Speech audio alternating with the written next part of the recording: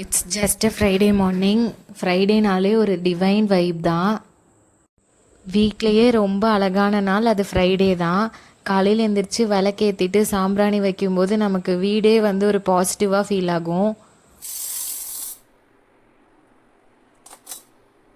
நிறைய பேர் வீட்டில் அப்படி தான் நினைக்கிறேன். ஃப்ரைடேனாலே சாம்பார் தான். எங்கள் வீட்லேயும் அப்படி தான். வேறு மெனுவே யோசிக்க தேவையில்லை. ஃப்ரைடேனா சாம்பார் தான். இன்றைக்கி வெண்டைக்காய் பொரியல். ஜஸ்ட் வெண்டைக்காவை இந்த ஷேப்பில் நான் கட் பண்ணுறேன், பார்க்குறக்கு கொஞ்சம் நல்லா இருக்கணும் அப்படிங்கிறக்காக. மற்றபடி ப்ரொசீஜர் எல்லாமே சேம் தான். நம்ம நார்மல் வெண்டைக்காய் பொரியல் எப்படி பண்ணுவோமோ அந்த மாதிரி தான் பண்ணியிருக்கேன்.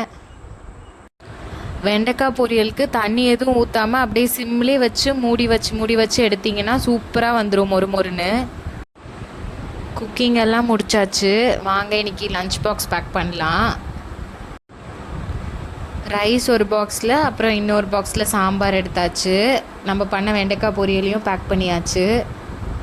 அப்புறம் அது கூடவே வந்து இன்றைக்கி மிளகு தக்காளி கீரை இருந்தது, அந்த பொரியலும் பண்ணியிருந்தேன். அதுவும் சூப்பராக பேக் பண்ணி எடுத்தாச்சு. யார் வீட்டிலலாம் ஃப்ரைடே சாம்பார் வைப்பீங்க அப்படின்னு மறக்காமல் கமெண்ட்ஸில் சொல்லுங்கள்.